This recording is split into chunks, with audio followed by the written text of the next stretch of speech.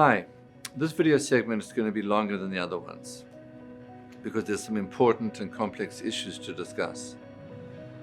We're going to discuss keratoconus and what it means for you as a patient and the treatment options, especially the corneal cross-linking treatment. Ectasia is a disease similar to keratoconus, and it refers to patients who have had laser vision correction and have a similar disease to keratoconus afterwards.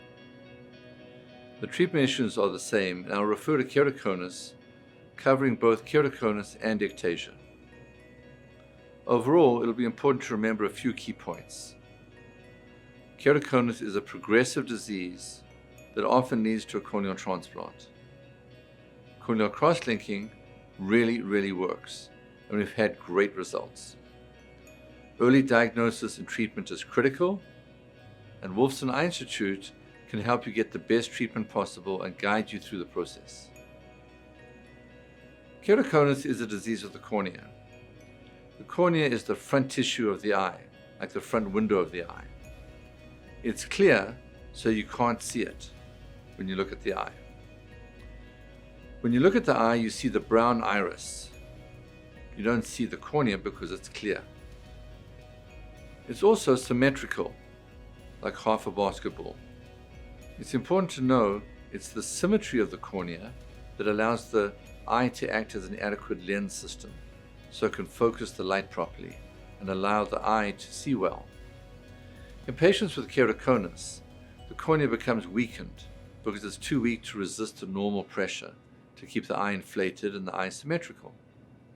With time, a small area of the cornea becomes progressively steeper in curvature and also thinner. It's similar to an inflated balloon with a weak area which allows bulging and steepening in that area. This asymmetry of the weakened area creates blurriness and bad vision. The hallmarks of keratoconus are thinning and bulging of the cornea and the progressive nature of the disease. Keratoconus is typically diagnosed in the second or third decade of life. It can occur in children, and we treat patients as young as 8 years old. It can also progress later, and we have had several patients with documented significant progression in their late 60s. Most patients that get treatment are in their late teens to early 40s, although we treat patients at both ends of the age spectrum. Keratoconus does run in families. If you have a family member with keratoconus, make an appointment at Woolfson Eye Institute and we'll help check you out. We'll use our specialized equipment to evaluate you and recommend next steps. As keratoconus progresses, initially glasses and contact lenses may be enough to optimize vision. But at some point, if progression continues, then the symmetry may be bad enough to impede best vision, even with glasses or contact lenses. Eventually, a corneal transplant may be needed. In fact, keratoconus and similar cornea diseases are responsible for a significant amount of the corneal transplants in the United States. Corneal transplant surgery involves cutting out most of the cornea and replacing it with donated tissue. It's not an ideal treatment for keratoconus because it permanently weakens the cornea, requires long-term anti-rejection medications, requires frequent visits to the eye doctor, and puts the recipient at risk for rejection, infection, and other complications for the rest of his or her life. In addition, hard contact lenses are typically required after corneal transplant to get the best vision. We do everything possible to avoid the need for a corneal transplant. In fact, corneal transplant is the last resort we utilize only when adequate vision can't be obtained with any other method. So to review, up until recently, there was no way to treat the underlying cause of the problem with keratoconus, which is the weakening of the cornea. And corneal transplant was often the end result, until now. In 2003, corneal cross-linking first appeared in the professional literature. Cross-linking is the method of stiffening the cornea to make it resistant to the progressive distortion in shape that comes from keratoconus. In other words, corneal cross-linking makes the cornea significantly stronger, and data clearly showed it stopped the progression of the disease. And now, for the first time, we had a treatment that could change the fundamental underlying problem that causes vision loss with keratoconus.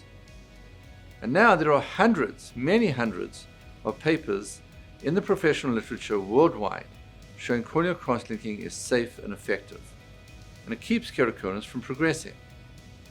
Corneal cross-linking is the standard of care throughout the world. It's designed to stabilize the cornea, stabilize the vision. Actually, the average patient who gets corneal cross-linking is not only stabilized, but actually gains some vision with and without glasses. Corneal cross-linking is generally a one-time outpatient office procedure. It involves saturation of the cornea with riboflavin drops. Riboflavin is one of the B vitamins. It's vitamin B2. It's yellow, green in color. After we've checked to make sure enough of this riboflavin has been absorbed into the cornea, then we expose the cornea to UV light. This is the light here. It's a soft yellow-green light. It's easy to look at. We deliver about the same amount of UV that you receive on a bright sunny day. The entire procedure takes a little over an hour per eye. As best we know, corneal cross-linking results are permanent and will protect you from progression of keratoconus for your lifetime. After having the treatment and leaving the clinic, you should be fairly comfortable as you'll still have anesthetic in your eyes. This comfort lasts about 15 to 20 minutes. After that, it'll be somewhat blurry and painful for several days. Usually the healing time is 4 to 5 days. Most patients go back to wearing their contact lenses once the eye surface cells have healed up, and that's about a week from your treatment. We do have very good pain management regimen to help you through the healing process. And since keratoconus is progressive, it slowly and relentlessly takes away your best vision, we know corneal cross-linking stops the progression. It's not designed to reverse the damage already done. So it's vital to detect progressive keratoconus early and treat immediately. This is especially true in younger patients who experience more aggressive progression of keratoconus. And corneal transplant surgery has more complications. Corneal cross-linking treatment really works. This is no debate. There's no debate in the international literature on whether it's safe and effective. Some countries that have implemented widespread corneal cross-linking treatment over the last decade or so, for example some Scandinavian countries, have seen rates of corneal transplants drop nearly 50%. The US is only now catching up. Corneal cross-linking was first performed in 1998 in Europe. The results of the first human trials came out in 2003, and corneal cross-linking was soon standard of care throughout the world. Woolfson Eye surgeons were part of the FDA trials and started doing cross-linking as early as 2010. And after extensive studies in the US, the FDA approved the corneal cross-linking in the beginning of 2016. At Woolfson Eye Institute, we've been doing cross-linking since 2010 with great results. We're in a unique situation to get you the best treatment options. Our surgeons were involved in early clinical trials and have combined over 20 years' experience treating corneal cross-linking. We've treated well over 1,000 eyes with over 99% success rate.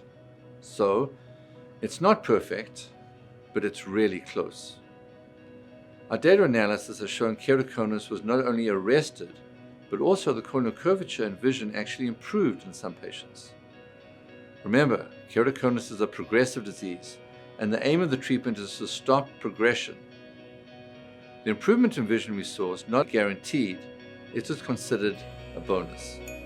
We've done this a lot, and we've had tremendous results, and have avoided serious complications. However, they are possible. Notably, it's possible to have scarring, infection, and delayed healing. It's really important to follow our prescribed post-op instructions as directed for the first 2 weeks. Insurance. Insurance covers corneal cross-linking, but it's complicated. Keratoconus is an accepted medical diagnosis, and seeing for a doctor for it is covered by insurance companies. Also, corneal cross-linking is an accepted treatment code. Most major insurance companies cover corneal cross-linking treatment, although for some insurance companies it has not been easy. This situation has been changing over time and has been different for the different insurance companies. We have specialists to help you with this and will counsel you on your best options. If you do not have medical insurance, then we'll work with you and do everything we can to get you the best medical treatment. To review our key points, keratoconus is a progressive disease that often leads to a corneal transplant. Corneal cross-linking really works, and we've had great results. Early diagnosis and treatment is critical, and Woolfson Eye Institute can help you get the best treatment possible and guide you through the process. We have a very experienced team, a dedicated keratoconus team with a passion for helping keratoconus patients. We look forward to seeing you for a consult soon.